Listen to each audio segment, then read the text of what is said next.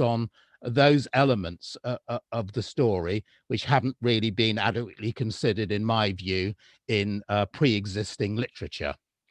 But the reason I wanted to write this and edit the journal was because, looking back what is now nearly a year ago, the British Labour Party and the wider Labour movement was not just divided on its views on Europe and European Union, and never mind European socialism, but there was I was concerned that we were actually becoming isolated from debates on international socialism within the left, and really worried that there really wasn't a recognition of the long British radical and socialist movement tradition in relation to working with organized international movements, and really trying to move away from what was at the time and still is a sort of relatively narrow debate, and as I say, this increasing isolationism of the British Labour movement.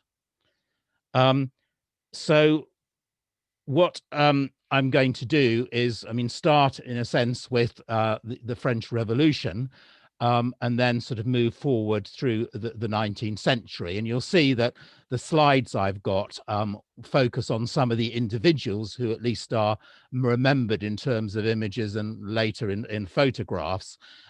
Inevitably, it's actually quite difficult to get information on more local radical movements, especially those working class movements. And despite work by a number of historians, there are elements of this story that really haven't been told, partly because of a lack of information, but also, as I'm going to come on later, because of very much of a focus on the First International, Second International, and later the Third International, rather than necessarily on the more local radical and socialist movements, which didn't necessarily involve people with famous names. There was clearly some working class involvement in the arguments over the American independence struggle, and we have recently seen some very good transatlantic history or transnational history by researchers like Janet Polanski and Peter Lindball, trying to focus on the connections between British and Irish radicals and revolutionaries in North and South America, though we always need to be careful in recognizing that the transcontinental experience of a few individuals does not necessarily reflect a wider internationalism. But that kind of changed in the late 1780s and 1790s, with a whole range of radical movements from the more kind of establishment revolution society, including leading Whigs, many of whom actually went on to be involved in the 1832 Reform Bill, but also Thomas Hardie's London Corresponding Society. But what I want to do here is mention the more radical Jacobins with the series of conventions, who were, the most famous one being, of course, the Third Convention in Edinburgh in October 1793, where the Scots did invite delegates from England, including Joseph Gerald and Maurice Margaret from the London Corresponding Society. And as some of you will know from the knowledge that Gerald Margaret and the Scottish Thomas Muir were all transported to Botany Bay in Australia, together with Thomas Palmer and William Stirling. There is actually, rather curiously, given the event was in Edinburgh, there is actually a memorial statue for the Scottish martyrs in Nunhead Cemetery in southeast London, near where I live, erected in 1851, following a subscription instituted by the radical MP Joseph Hume. There is probably a better known similar monument on Carlton Hill in Edinburgh, erected in 1837. But moving on fairly quickly, which I'm going to have to do to get through this, there is also a significant sort of working class internationalism arising, not just in the Chartist movement, but before the Chartist movement. And although I haven't put this on a slide, we need to recognize that the writings of Robert Owen actually had a strong international dimension, as evident, for example, in his 1832 address to the governments of Europe and America. But more significantly, perhaps, the Owenite journal, The Pioneer, edited by the artisan James Morrison, published an address to the workmen of Nantes, where the tailors had recently established a trade union, arguing for the working classes of all nations are brothers. What is also not covered much in the historical literature is the role of the French utopian socialists in working with English radicals, not just the Icarians of Etienne Cabet, but the Saint-Simonians actually had a delegation staying in London, led by Gustave Dequefol and Charles Duvrier in 1833.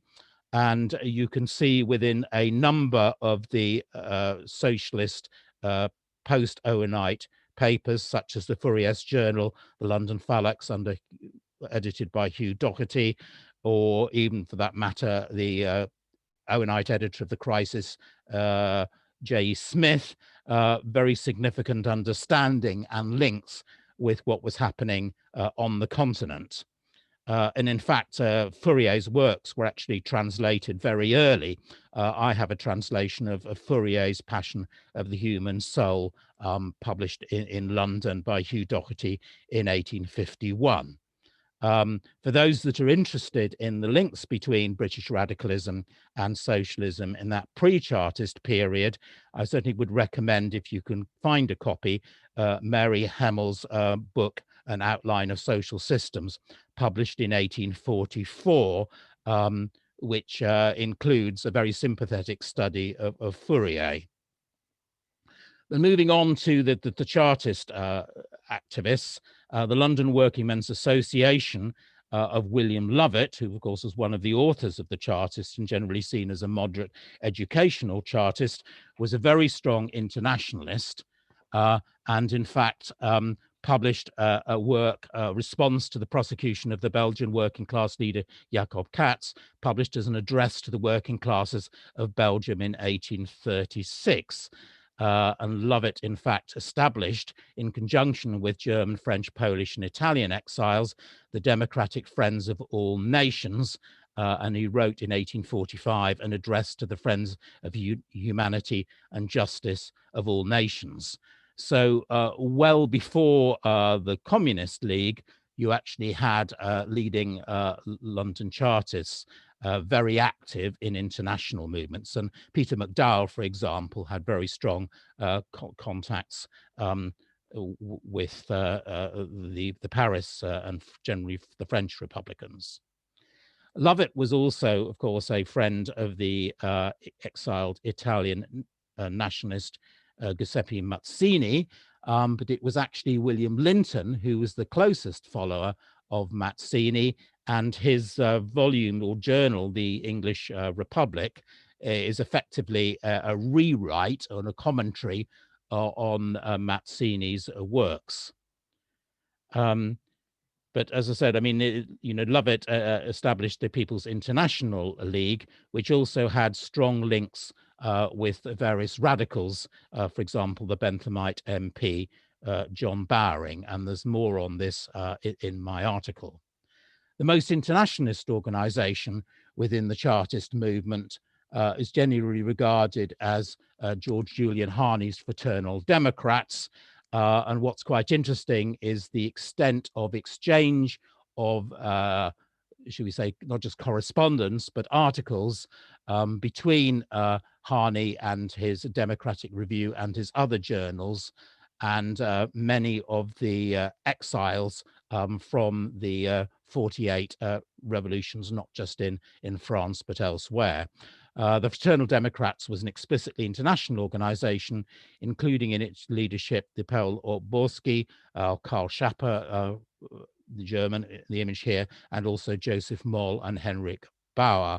And again, for those that are interested in exile politics in London in this period, especially on the German aspect of this, Christian Lattek's Revolutionary Refugees book is an excellent detailed study and tells you a lot more about organizations such as the Communist League and the relations within the different German exile groups than previous works. The Fraternal Democrats in 1846 published an address to the Democrats of all nations.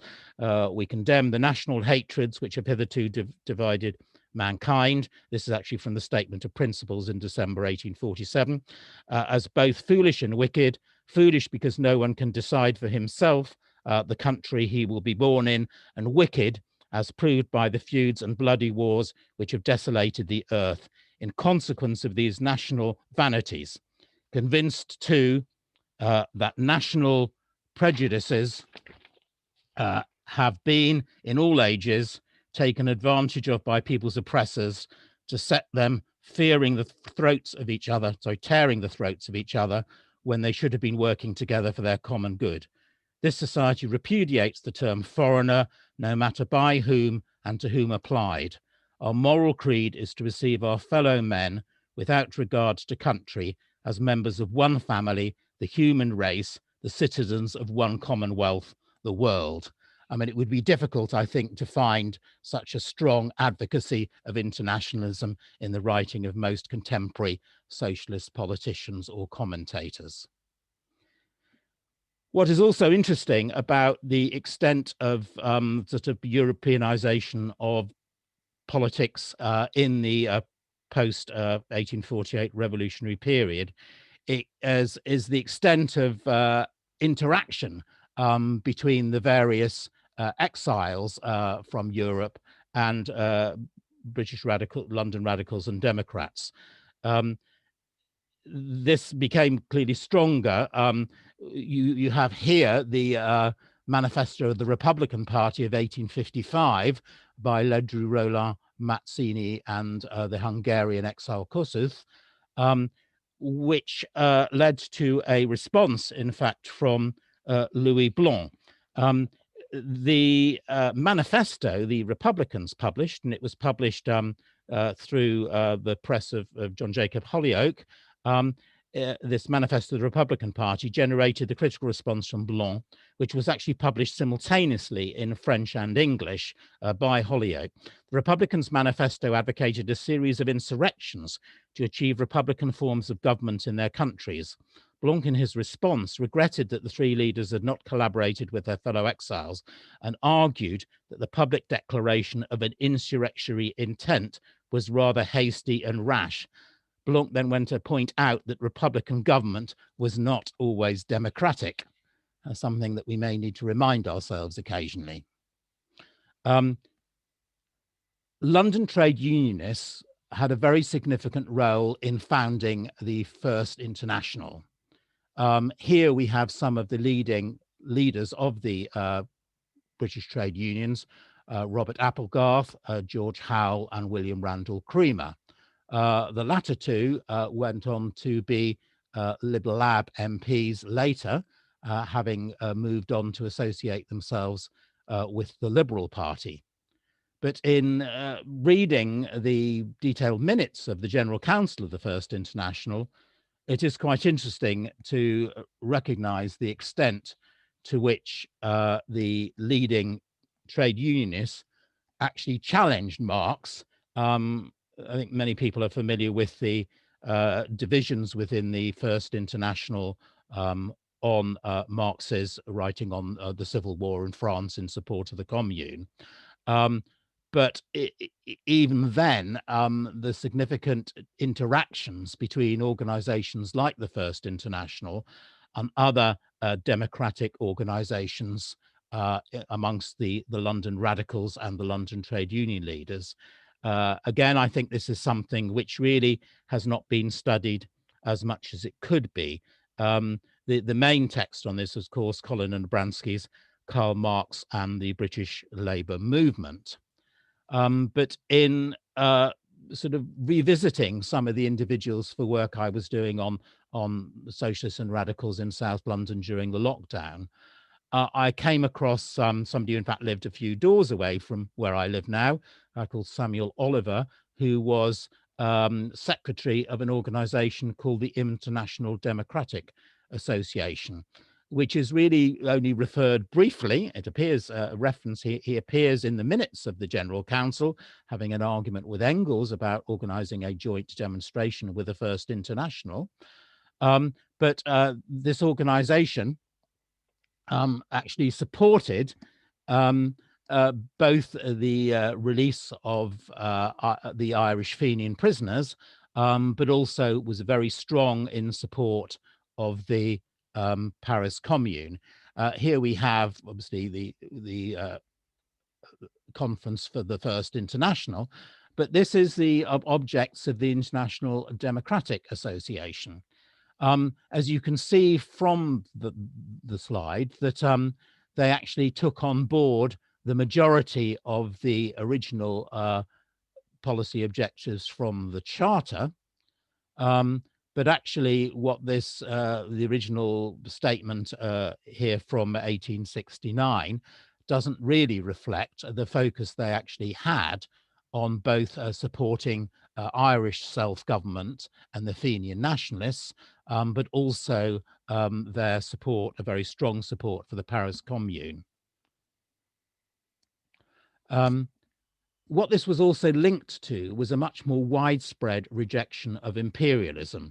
The First International partly arose from protests, was basically support for Polish independence, but the arguments kind of broadened out in the sense that you had a range of working class organizations who organized for different forms of intervention during the Prussian occupation of France and Paris, but then in relation to the Commune. So there are a whole series of interactions and working class campaigning meetings and links with the First International and other organizations on the forms of intervention, whether the policy of British intervention should be to arbitrate between the conflicting countries, or basically where you actually needed British military intervention to support the defense of first the French Republic and then the defense of the Paris Commune. And it's quite interesting in the debates, in fact, we can have in recent years on socialist attitudes to peace and to intervention where there are forms of foreign aggression. And this, of course, is all repeated in the 1930s with the arguments on collective security. This is the difficult debate about how you stop people fighting without actually forms of military intervention, taking military action yourselves. And some of the debates on this are fascinating to read in the current context. But you have the trade unions under people like Thomas Mottershead, who was also involved in the First International and his Workmen's Demonstration Committee. This is in a much, as I say, later period, actually rejecting various forms of British imperialism. You have Cromer reappearing and founding the Workmen's Peace Association. His activity actually won him the Nobel Peace Prize, a British trade unionist, in fact, a carpenter winning the Nobel Peace Prize is again something which most historians probably aren't actually aware of. You have William Morris, active in the National Liberal League, with trade union leaders such as Henry Broadhurst, moving away from the Liberal Party, mainly over the debates over Gladstone's support for different forms of military intervention and imperialism. And then you have the positivists led by Frederick Harrison establishing the Anti-Aggression League. But what I really wanted to sort of touch on here was the role of the Stop the War movement in the middle of the Boer War. And as you can see at the bottom, Creamer, an early image of William Morris, Frederick Harrison, but also Harriet Colenso, who actually led the opposition to the British attack on the Zulus in South Africa, and Emily Hobhouse, who in the First World War, in the Boer War, led basically the campaign against what became called methods of barbarism, the establishment of concentration camps for the Boer families. Um, there's another organization which interestingly gets very little coverage in the historical record, which was the Metropolitan Radical Federation, which was an alliance of radical clubs, which was really sort of operating from the kind of 1880s onwards. This statement is actually dated 1897, but the Metropolitan Radical Federation took a very strong position again on supporting a sort of Irish independence. And it's quite interesting the extent to which the debates in the clubs focused on both that issue and the broader issues of internationalism, rather than what in a sense could be regarded as domestic issues. The Metropolitan Radical Federation was very active in getting working class radicals into positions within the local government structure. Initially the vestries, then the London County Council and authorities in the rest of the country, and then of course the borough and district councils and rural councils as they were established, as well as ensuring, or at least arguing, against some of the more established liberal parliamentary candidates. And you can see increasingly trade unionists, as I mentioned earlier, becoming MPs with the support of the radical clubs. The radical clubs increasingly moved to socialism. A lot of them originated in branches of the Reform League, but you can increasingly see members, especially of the Social Democratic Federation, but also some of the members of local radical clubs becoming much more active in socialist agitation. But in many situations, the actual socialist and radical agendas coincided. Moving on with some speed to the debates in the First International and the role of different British socialist groups. The Second International, as many know, was largely dominated by the German and to a certain extent the Austrian Marxists, and also with significant Marxist elements within the French socialist movement of the time. In terms of British socialist involvement, this originally was dominated by members of the Social Democratic Federation. So here we have Henry Hyndman, Ernest Belfort Bax, and Harry Quelch.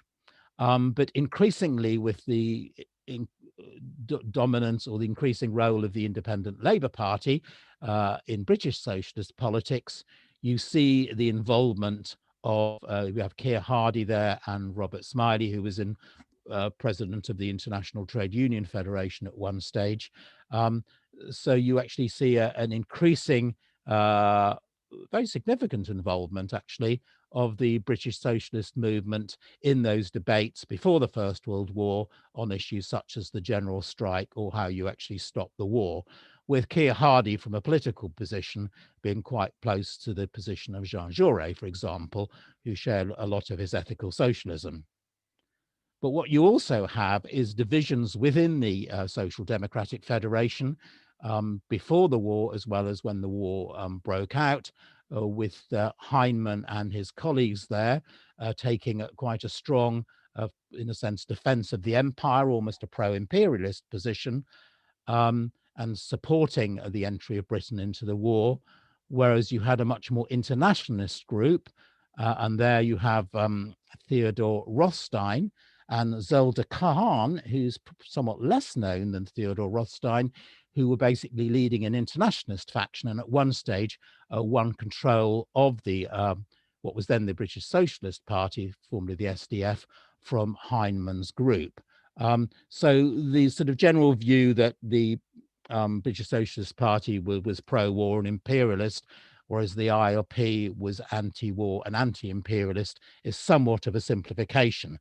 But nevertheless, the ILP took a very strong role in the establishment of the not just the anti-war campaign, but also the Union for Democratic Control, full title, the Union for Democratic Control of Foreign Policy, that was established during the First World War, with significant roles for Ramsay MacDonald there and Edmund Morel, who became secretary of the UDC, who had become well known for his campaign against King Leopold and subsequently Belgium's occupation and oppression within the Congo. What we also need to recognize is the very significant role of feminist anti-war movements during the First World War.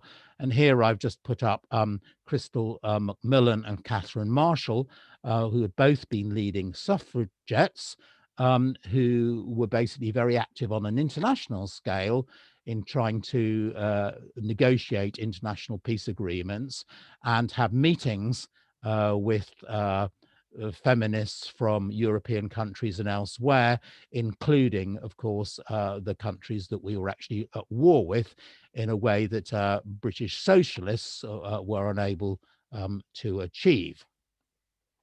So I'm moving on very quickly to some of the international debates after the First World War. And the focus in the sort of immediate post-war position within the party was, of course, over the degree of support for the Soviet Union. And as well as the fact that you had a communist party being established, which was certainly very strongly pro-Soviet in the sense that it was pro-Bolshevik, and in fact included a number of Bolshevik exiles before the October Revolution. But you also have John Maclean in Glasgow and the Socialist Labour Party, and also in London, in the East End of London, Sylvia Pankhurst, who adopted a very strong pro-communist position, although, as many of you will be aware, had significant arguments with Lenin over different approaches to communism and forms of radicalism. But within the broader Labour Party, you had a very, very strong support, or at least a recognition of the Soviet Union as an example of how a socialist country could actually operate. George Lansbury, one of George Lansbury's daughters, actually moved to Russia. The Labour Herald was, of course, supported financially by the Soviet state. And then you had a whole series of visits from British socialist intellectuals to Russia, of which the most famous visit perhaps is that of Sidney and Beatrice Webb, who published a book well known on the Soviets as a new civilization, the second edition removing the contentious question mark. There are a whole range, I mean, as of course Labour moved into government, first in 1924 and then in 1929, a lot of the debates within the British socialist movement, especially the Labour Party, focused on issues of basically what government foreign policy should be. Firstly, the debates over reparations. Should the Treaty of Versailles be renegotiated so that the Germans were not indebted and the German economy not completely destroyed? And what is quite interesting is the reluctance of a lot of the Labour Party leadership, especially in the years immediately after the war, to be supportive of the Weimar socialist government. You have much, in contrast with this, much stronger a support within the Labour Party, especially within the Independent Labour Party, for different forms of Indian self-government. But again, moving on rather quickly, the sort of debates in the early 30s then moved to whether a German rearmament should be allowed, and whether collective security through the League of Nations is sufficient to stop the growth of fascism. And right through the 30s, you actually see the Labour Party adoption of collective security through the League of Nations as the way to avoid future wars. And that, of course, was the main basis on which Lansbury lost the leadership of the Labour Party in 35 because of his absolute pacifism. And even when, of course, you have the Spanish Civil War, there are debates on the left about the extent of British intervention in terms of whether Britain should actually support the defense of the Spanish Republic.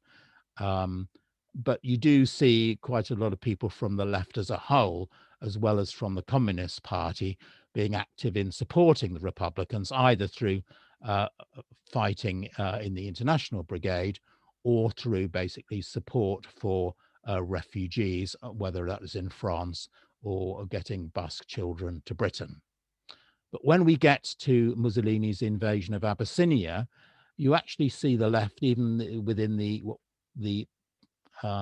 post-disaffiliation independent Labour Party, divisions over whether there should actually be British intervention, with a debate within the ILP as to whether the Haile Selassie should be supported against Italian occupation, or whether in fact that this is actually a conflict between the imperialisms, the two imperialisms of the Italian imperialism on one side and the imperialism of Haile Selassie's medieval dynasty on the other side. But the League Against Imperialism, again, really does need sort of further research. There are a number of academics working on this, but a lot of the material is not sort of published in a very accessible form. A lot of the debates over the League Against Imperialism are the extent to which it was just a front organization for the communists, with the legendary Willy Munzenberg as the coordinator.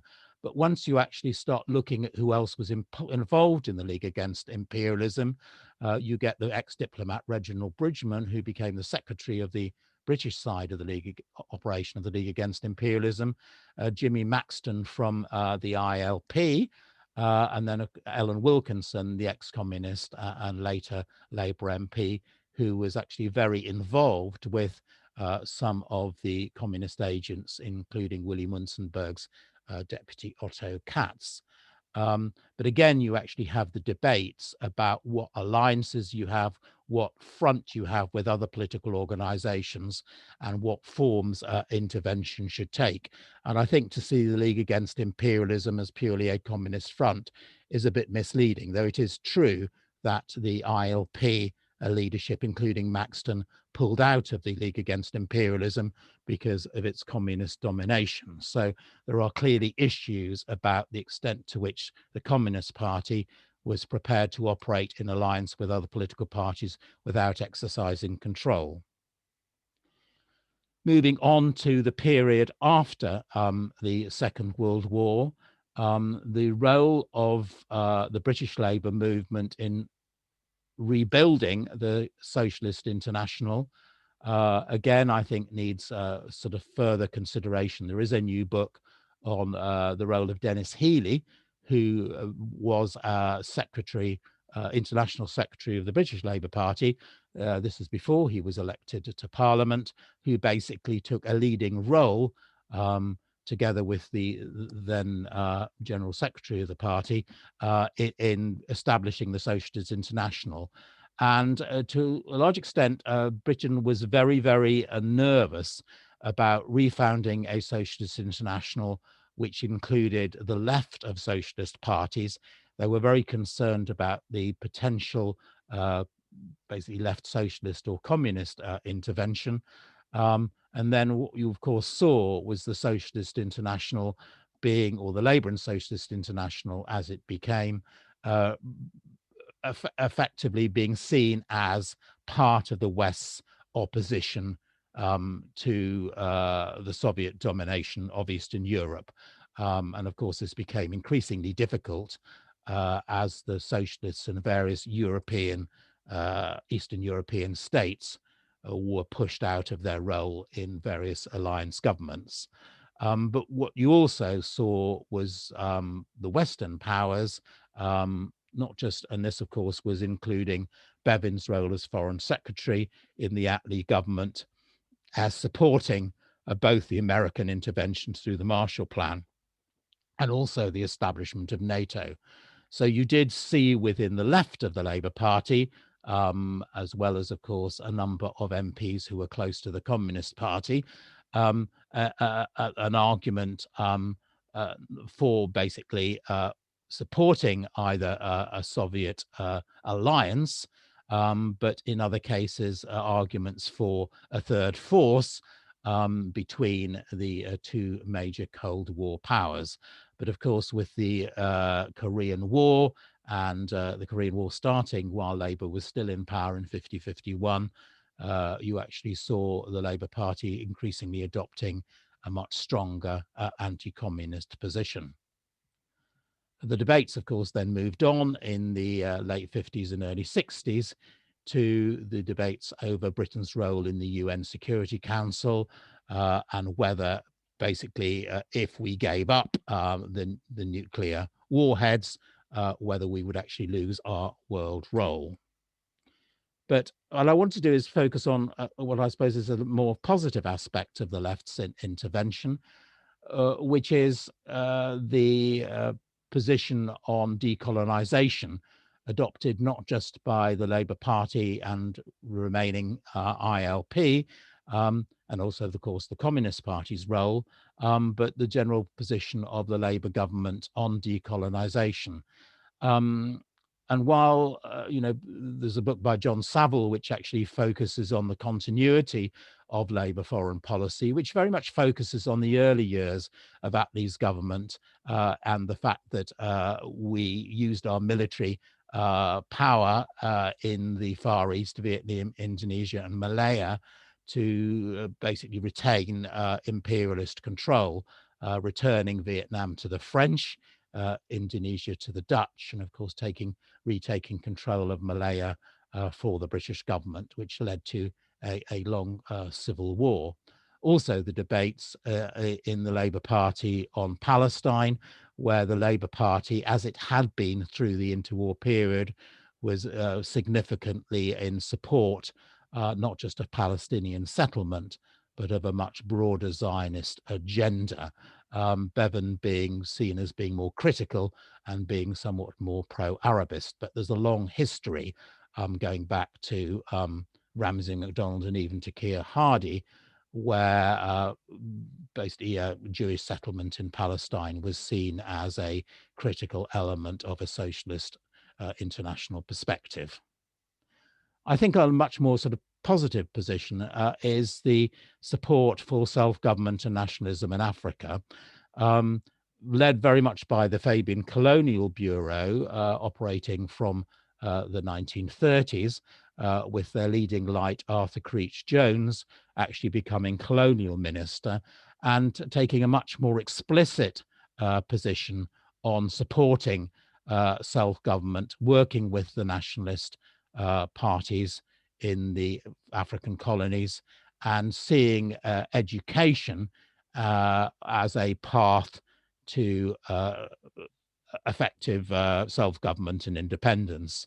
And a lot of those who sort of criticize the Labour Party in that period for still being seen as colonizers, I think do understate the role of Creech Jones and his colleagues in working with nationalists. When, of course, you get to the sort of later period of the Wilson government, the position on Labour and South Africa, and later, of course, on Rhodesia, is perhaps somewhat more ambivalent. But Wilson's own track record actually was having, been involved in supporting independence movements in Africa in the past. Wilson, of course, is criticised a lot for his foreign policy as well as other things, but what we need to recognise is one of his most significant achievements was resisting the American pressure to put British forces into supporting the Americans in the Vietnam War. And I think, looking at more recent Labour Party leadership, we're beginning to sort of realise that actually Wilson was quite left on his position, on his international positions. Just a few words, obviously, on which are sort of relevant to the current context on socialist policy on Europe. There's another rather under-recognized element of socialist debates on Europe, which was the movement just before, mainly after the First World War, for a European federal union, both from the Australian-born Labour MP Kim Mackay, but also coming from the Trotskyite left, which was basically arguing at that time for a socialist states of Europe. Gaitskell, of course, was opposed to membership of any European community, and actually took quite a strongly nationalistic, but also a sort of pro-American position. And in fact, in this period, you actually see a lot of elements of the Labour right looking to American alliance rather than to Europe. And in fact, you get most of the opposition to the membership of the EEC coming from the left of the party, from Peter Short and Tony Benn. But attitudes to European Union with the left, of course, changed with the socialist Jack Laws's role, and this being seen as a commitment to social Europe. But the debates we've had over the last 3 or 4 years in the Labour Party have, in my view, which is one of the reasons I started looking at this whole area, was sort of the left basically supporting, or elements of the left supporting increasing isolation and moving back to sort of an alternative economic policy, protectionist position, rather than necessarily recognizing that, you know, there is actually a case for some kind of agreement with socialists in Europe and beyond on our attitudes to international governance. What I think we have seen more in the last decade or so, even when Labour has been in government, of a politics of international solidarity, which of course have conflicted in many cases with Labour's role in government. You can see this going back to the Vietnam solidarity campaigns of the late 60s and early 70s, much more effectively perhaps through the anti-apartheid movement, but much more sort of in the last decade or so, focuses of, well, last 2 or 3 decades, focuses on solidarity with Cuba, Nicaragua, and Venezuela. So expressions of support for what are seen as socialist governments in other countries. Some of this has possibly been sort of somewhat simplistic in terms of a sort of attitude to these countries being seen as entirely positive. I'm not going to get involved today, hopefully, in too many debates over these rather sensitive issues. But what I think, in a sense, the Labour Party should really much focus on much more is a broader principles of what would be both an ethical foreign policy for a government in the way that Robin Cook tried to develop, but the role of political parties and broader socialist movements, including trade unions, in their international relationships. Tony Blair, of course, put forward arguments for different forms of humanitarian intervention, but this is actually quite difficult in terms of what are the ethical or socialist principles for such intervention. And you can clearly take a different perspective on whether you intervene in Bosnia or Kosovo or Sierra Leone from, shall we say, the more critical debate over intervention in Iraq and then, of course, in Iran. So to try and summarize what is actually a very complex sort of element over a very long period of time, trying to look at the sort of different dimensions, the politics of international solidarity, the whole difficulty that that has in relating to sort of what is the pragmatism of international politics of a Labour government, and bluntly, you know, what is the influence of a Labour government in Britain in international politics and the sort of global power struggles and diplomacy that that involves. We have clearly moved away from the debate over Labour in the two camps, pro-Soviet or the American alliance. And clearly our current government, not a socialist one, is beginning to think through how it deals with an American alliance under a different American president, though the one that we have fortunately managed to get rid of. but there are difficulties here about to what extent a British interest, national interest, can conflict with a much more stronger position of supporting international human rights, given our reduced global influence. So we really, I think, need to think through what is our international policy in a post-Brexit area.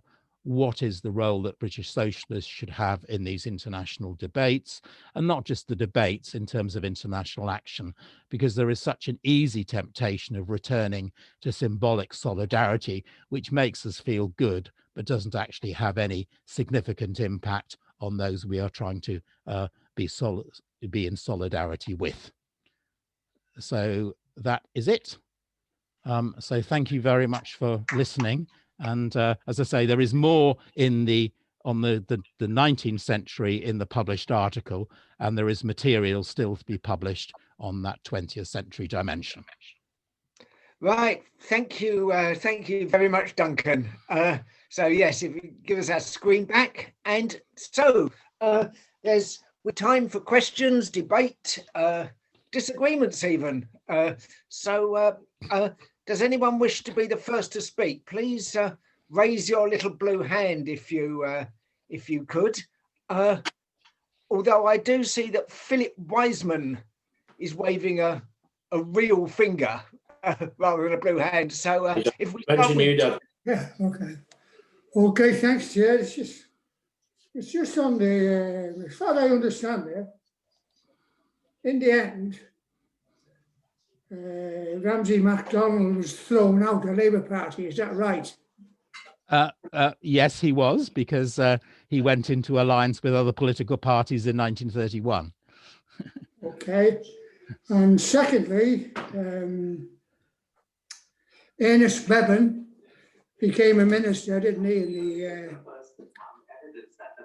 for the Labour Party, and Ernest Bevin introduced legislation to restrict the shop stewards and the Labour movement, as far as I understand it. In fact, I'm in the AA. Well, I'm in Unite now, and all over the country they have a bust in each office of Ernest Bevin.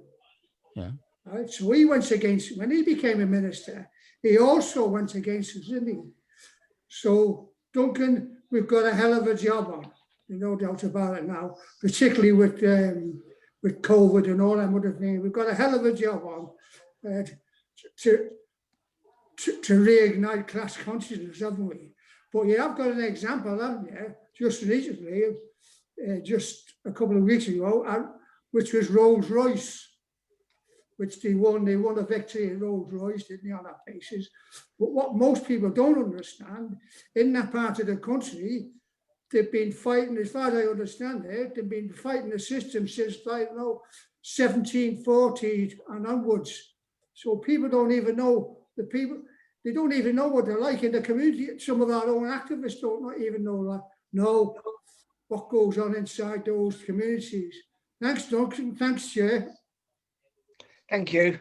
Duncan, do you want to comment on that? Well, I mean, just the comment on Ramsay MacDonald. I mean, because Ramsay MacDonald basically left the Labour Party, was expelled in 1931 because of the cross-party alliance he established without the agreement of the rest of the Labour Party leadership, we often forget the extent of his radicalism and internationalism in his earlier years. I mean, he lost basically his parliamentary seat because he actually opposed the First World War. He had a very significant role in the Second International, which I touched on very briefly.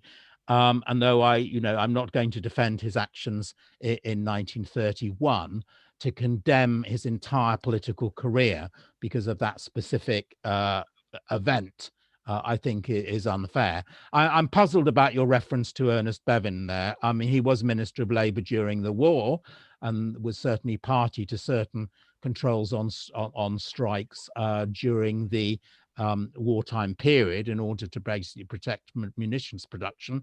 But that was in agreement with the trade union leadership. He was the most powerful trade union leader in the entire interwar period, which is why the T&G have his statue everywhere. But in the post-war period, he was foreign secretary and focused entirely on foreign matters. And you can criticize him, as the Bevernites did, for his foreign policy.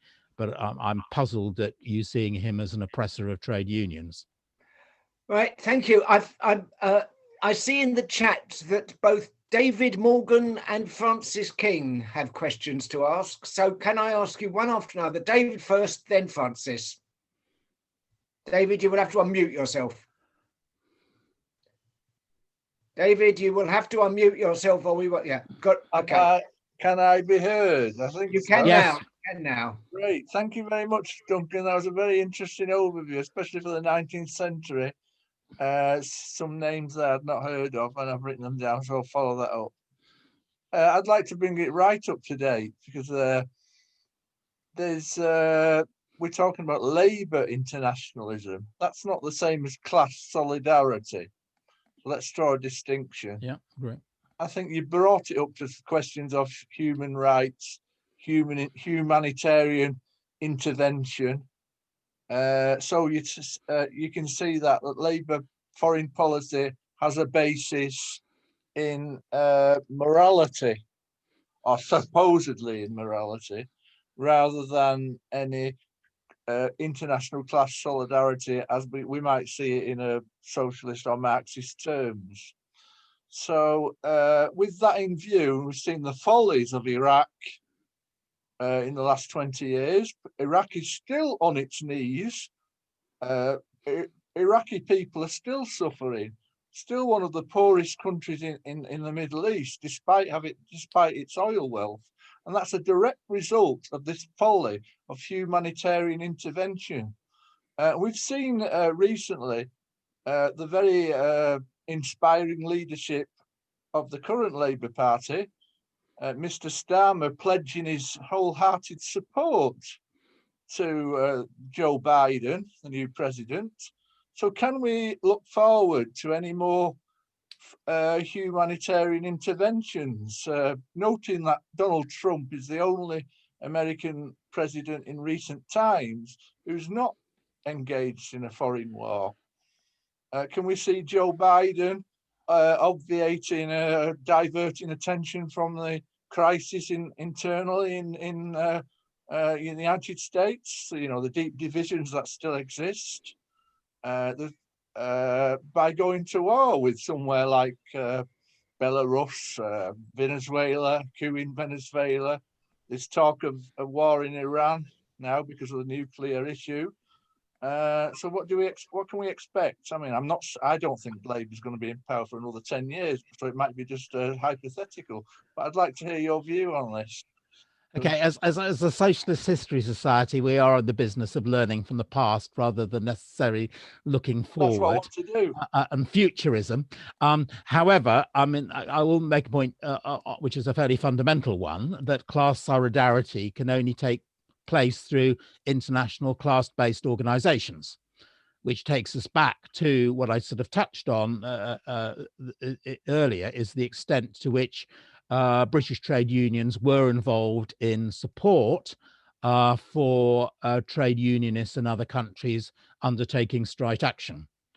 You can argue that you can achieve a degree of class solidarity through collaboration with other socialist or left parties, though that actually is not necessarily class solidarity, because those parties are not necessarily class-based, just as that the Labour Party is not a class-based party.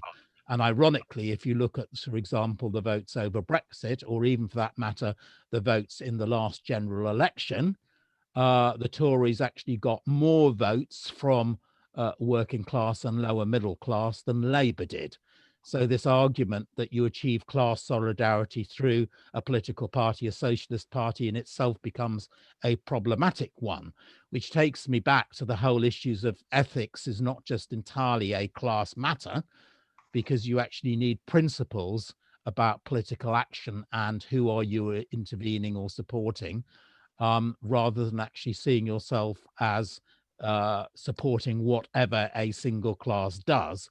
Because if, we do not necessarily actually support as socialists the positions on certain issues adopted by people who are, shall we say, in lower income employment or unemployment groups. It's slightly more complex than that. But there is, of course, an immediate conflict between any elements of sort of class, or for that matter, socialist solidarity, and an issue of what is in defense of British national interests, which aren't necessarily the same thing, which of course is something which each successive Labour government has grappled with in different ways. But coming back to the question you asked about what is the justification for intervention in another country, to justified as humanitarian intervention in terms of stopping people from killing each other, or in terms of actually providing support to refugees or people within their own country who are displaced. I suppose my starting position is that that needs to be collective action, not just through collective international organizations such as the UN or the EU while we were still in it, but actually in collaboration with a socialist or trade union or class-based organizations within those other countries. And I think in the context of, I mean, you can argue, you know, that some of Tony Blair's interventions were actually quite successful. For example, in Sierra Leone, a brief British military intervention did stop a large number of people being killed. And although Sierra Leone is not an entirely stable country, it's certainly a lot more stable than it was at the time. That, of course, is in complete contrast with our intervention in Iraq, where clearly, you know, a lot more people are being killed now than were being killed before the intervention. And as you said, that has actually had negative consequences. But I think that's a different debate from what actually is about a class-based policy, because a government cannot intervene militarily in a class-based way. We can't go in a way that actually ensures that working class people are not killed, and that other people possibly are. I mean, it's a very complex question you're posing. And I think on the left, we need to have much more sensible debates about what are our objectives in relation to other countries.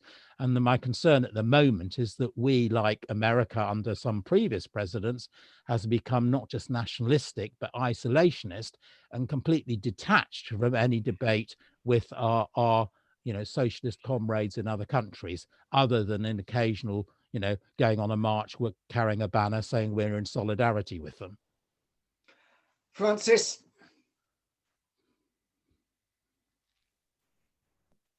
Okay, yeah, thanks, Duncan. Very interesting. I just wanted to continue a bit with the provocation I started playing with in the editorial introduction to that issue of the journal. It's the question of who actually gets the solidarity, the internationalist solidarity, which we are bestowing on certain people, kind of quite collective, selectively around the world. I wonder whether you have given any thought to the question of how far this is proactive or reactive. I mean, certainly in relation to the 19th century, where London was probably the capital city of the freest country in Europe, and therefore attracted a lot of refugees from various other bits of Europe who were very keen to pursue their causes in London and get whatever support they could get. The patterns of solidarity which developed were presumably to a considerable extent determined not just by what British people looking out at Europe perceived as the most important issues, but the lobbying and other political abilities of the exiles themselves. And subsequently, how far the solidarity is proactive or reactive. In other words, are we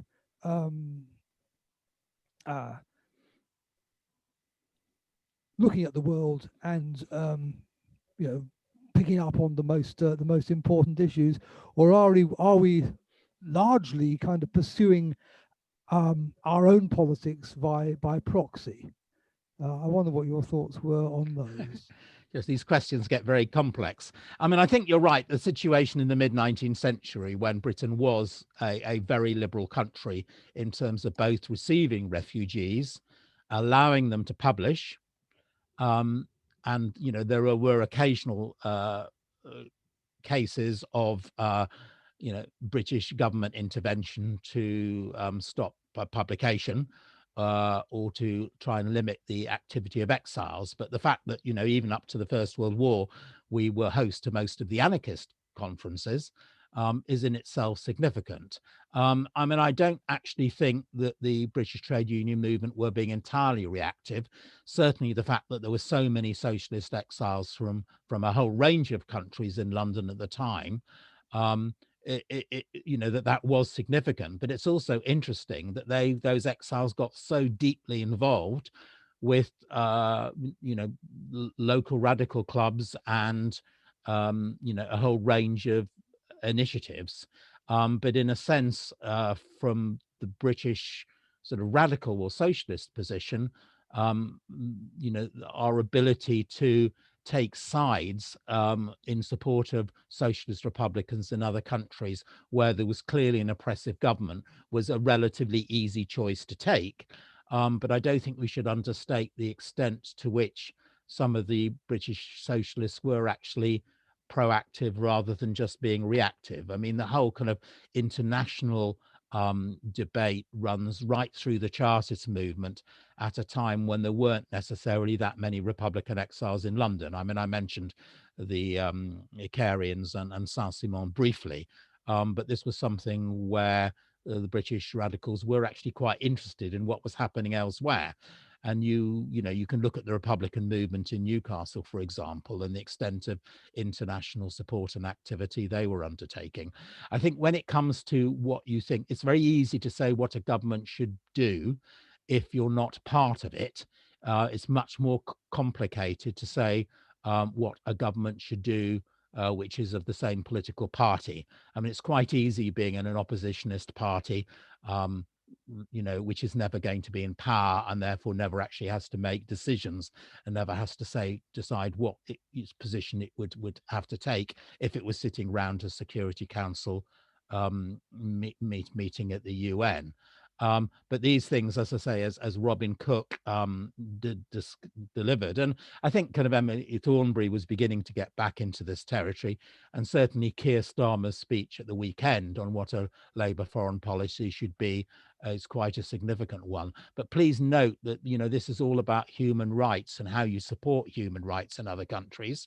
And, you know, the whole debate that we are going to have, even under, you know, the government we have, over, you know, for example, do we boycott all investment and trade relations with China because of their human rights position and the Uyghurs, which is, you know, an argument which from an ethical socialist position you would argue for, but clearly economic consequences of having no investment relationship with the strongest growing, most populous economy in the world, that has its consequences. And this is, in a sense, some of the dilemmas that we face.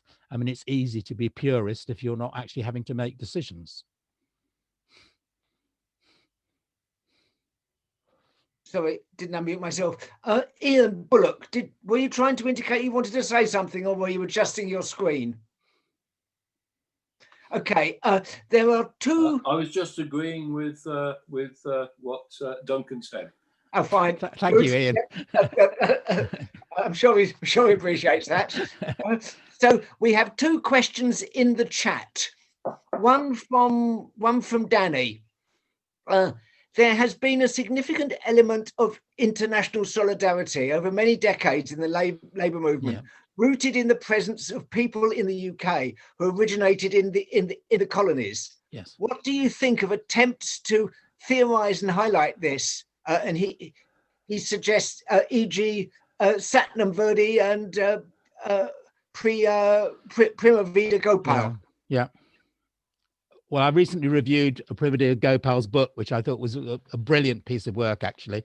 But certainly, I mean, it's not. I mean, it's quite interesting seeing. I mean, I was going to say colonial history written by the colonized, but that is actually in many cases by a later generation of the colonized, many of whom have actually been educated in a Western or even British system.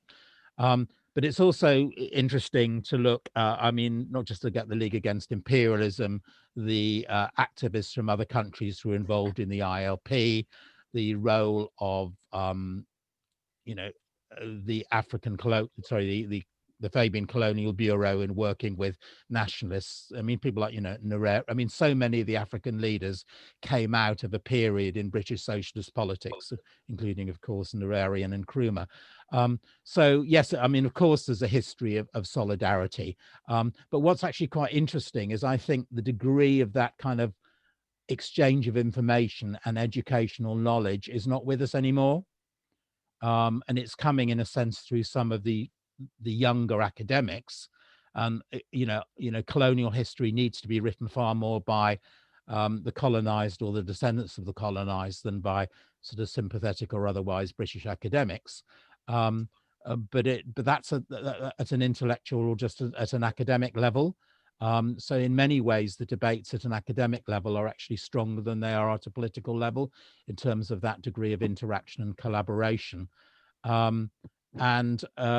I mean, I think some of the current movements, which are identity-based or race or religious-based, tend to be, shall we say, rather simplistic and don't actually help you very much, certainly in terms of developing appropriate forms of solidarity, or for that matter, what a British socialist government should do in British foreign policy. And in fact, when I talk earlier about learning from the lessons of history, it's not just about rewriting history, it's actually about informing what we do now, rather than just, reparations as a substitute for actually a socialist foreign policy. Right, thank you. That now would wind you up, Steve, I think, probably. yeah. That's what you're here for. But I think we have in the chat, which you might care to look at, Nazreen Pavaz has actually put a comment in the chat with a link about a petition to save the lives of people who are sentenced to execution in Iran. So if you could look at that, this is a bit of practical international solidarity that you could all kind of do while you were waiting. So I draw your attention to that. I've also, David Morgan reminds us that the Socialist History Society published as one of its first papers a history of the League Against Imperialism by Gene Jones. And that's available on the Socialist History website, which gives me an opportunity to advertise the past occasional publications which can be found there, some of which are out of print and are available to be downloaded. Others are available, and you can email me and we can sort out sending you one at a reasonable price.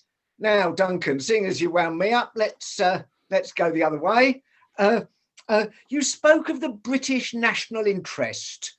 Now, I've always thought that the British national, what is referred to as the British national interest, was in fact the interest of the dominant sector of the British bourgeoisie, and that was nearly always actually against the interest of the British working class. And to think back to a time when the British national economic interest would have been definitely to support the Confederacy in the United States Civil War. But that was probably the time of the most widespread internationalist response from British workers, when particularly unemployed Lancashire cotton workers famously supported the Union, opposed slavery, and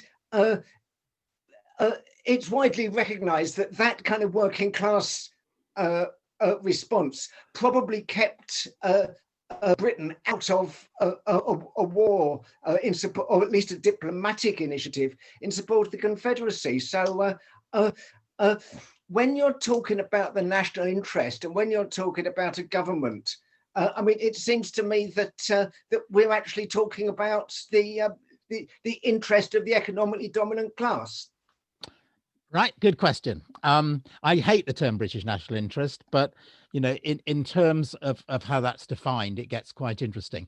Firstly, on the British working class and the English Civil War, I mean, obviously the First International and a lot of the London trade union leaders, actually signed the support of Lincoln and supported the abolition of slavery. In fact, Samuel Oliver, I mentioned earlier, was one of the people who signed that actual statement. But actually, the situation is quite complex. There were quite strong elements to the working class and the organised working class who actually, for various reasons, took a position supporting the southern states. But I agree with you that it could actually be, well, I'm not sure I would agree with you that the British national interest, however defined, wouldn't necessarily have supported the southern states. I'm not quite sure entirely how we would have benefited from the retention of the southern states and the retention of slavery in America at that time. But coming back to your point about how you define the British national interest, I mean, I think this in a sense is a significant one. I was quite careful in the example I gave of relationships with China and the position on human rights, because the British national interest is probably best defined in terms of the quality of life and the survival of the majority of the British population, if you adopt the sort of standard Benthamite position on this. And clearly there are actions that the British government could take on ethical grounds, which we would support them, which would have fairly negative consequences for the quality of life of, if I use the term, working people, low income people, in terms of the impact on jobs. I mean, that is the dilemma in terms of having a globalized economy. And unless you actually have international class-based organizations that control that international economy, and we're a long way away from that, the British, British policy isn't just about maintaining the position of the elites and the profiteers and the landowners and the multimillionaires. It has to actually reflect what the impact on lower income households has been. And that's arguably where the Labour Party got it terribly wrong on the European Union by allowing an understanding amongst large number of lower income groups across the country that somehow separation from the EU would be good for not just the British economy, but for them as individuals. And we didn't actually challenge that argument because we didn't actually put forward, dare I say it, to use the terms other people have mentioned, a class-based argument as to who the gainers and who the losers would be. So far as we can see, those who are well off, including certain members of the current government and their friends, have not suffered from Brexit at all and will not. Yet a lot of people who are not much better off will suffer. The better off will still have their villas in France and their foreign tours and their skiing holidays and their shareholding in international global corporations. We completely missed out on what the class-based argument there was, and the historic argument from the left that the EU is all a capitalist conspiracy and somehow Britain is better off not being party to that was always, shall we say, rather simplistic and inaccurate. Right, now I don't see any more questions. And I think I think to be honest that we've done we've challenged Duncan enough now. He's performed well, and so I'm going to let him go if that's all right with everybody. Sorry, can you hear? I can't find the hand button. We can hear you. Yes. Sorry, I did have a question. So I'm Riyadh. Yeah, thank you very much for that presentation. I suppose what I wanted to ask about was the history of the leadership, showing leadership in international solidarity, or whether the past shows that really these movements come from below and it's pressure that's placed on an often quite conservative, insular leadership to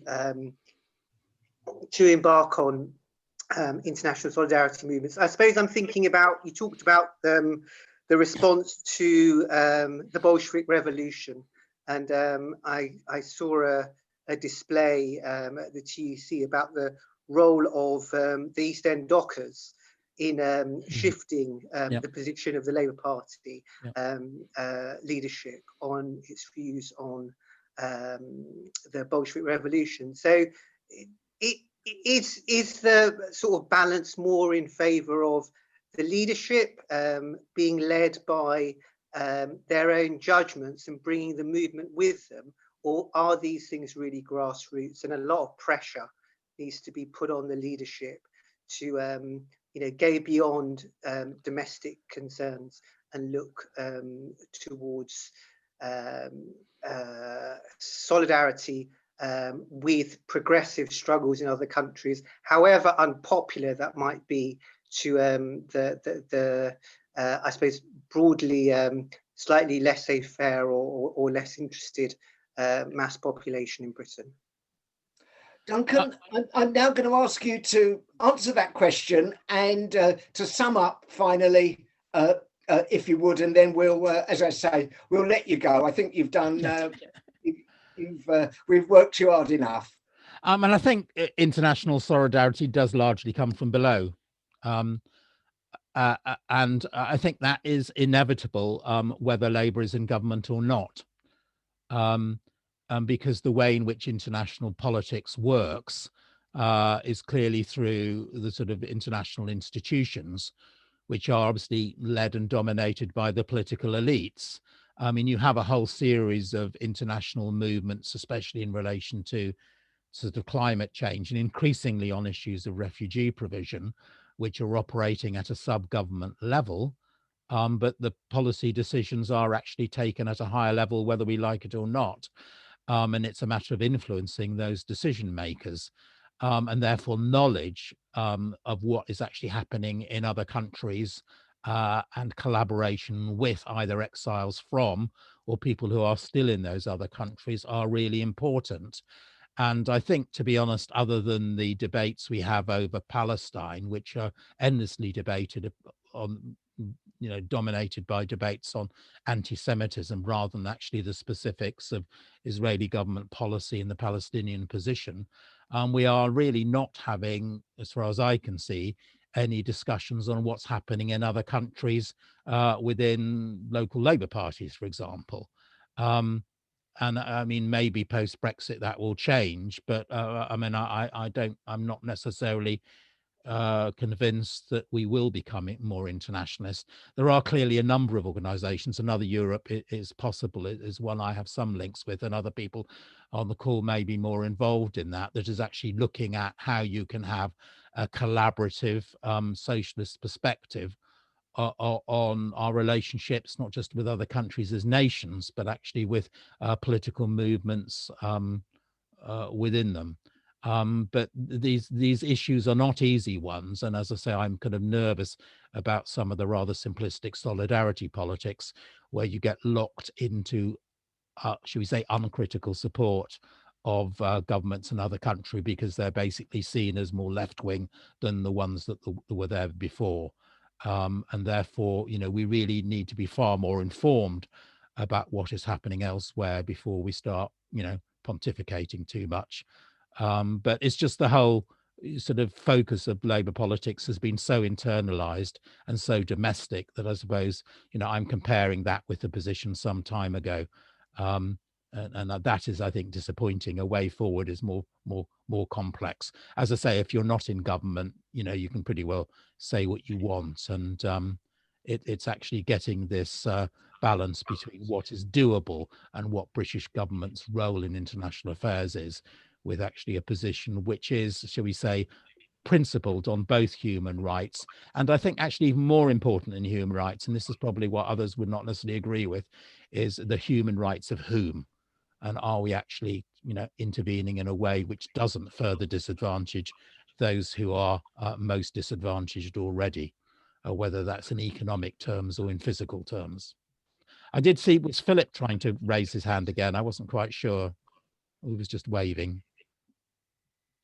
because I don't have to rush off if there are a couple more questions.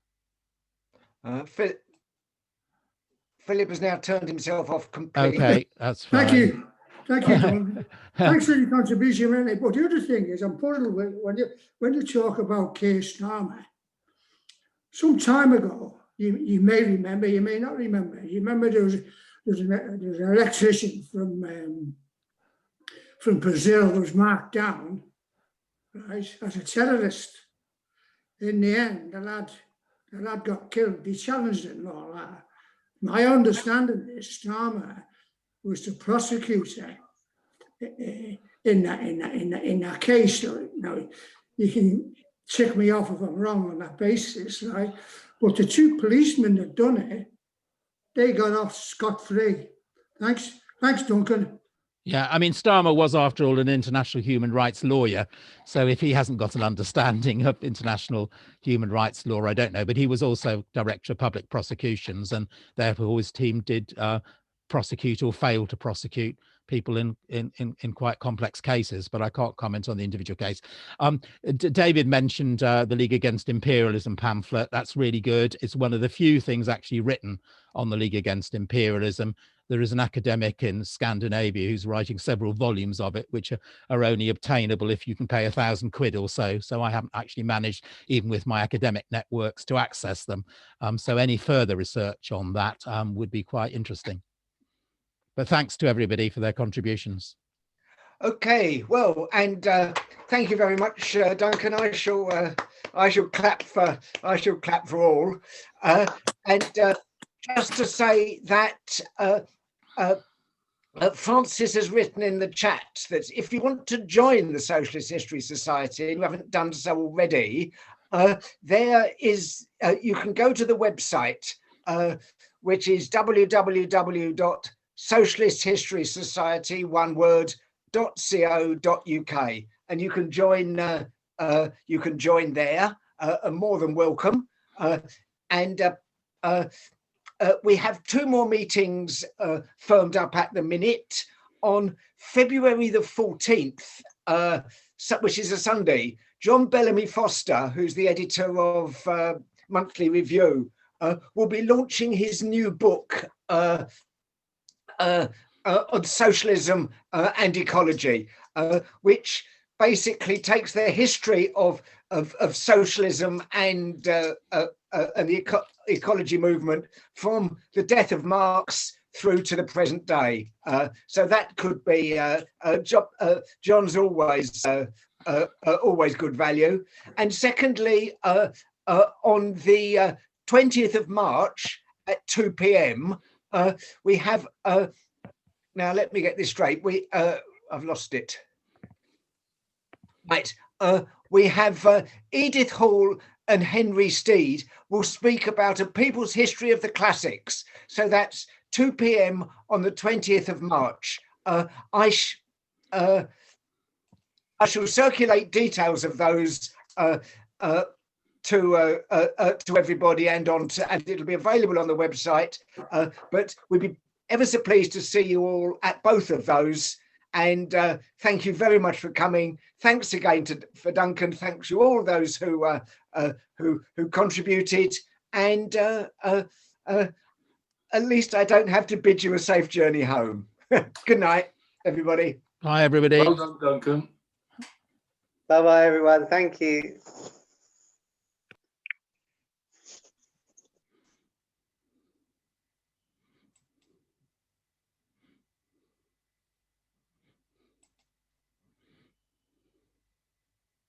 Duncan. Okay. Yeah, well done, mate. Well done. It's all right. I've covered far too much, but as always, it got onto a debate on the future. I suppose if we were entirely concentrated on the past, then they do say that hindsight's an exact science, don't they? Yeah. You know, if we can't even agree on that, then the future doesn't stand much chance. Anyway, thanks very much. Okay, and see you all on Valentine's Day or Valentine's night. Bye-bye. Bye-bye. Bye.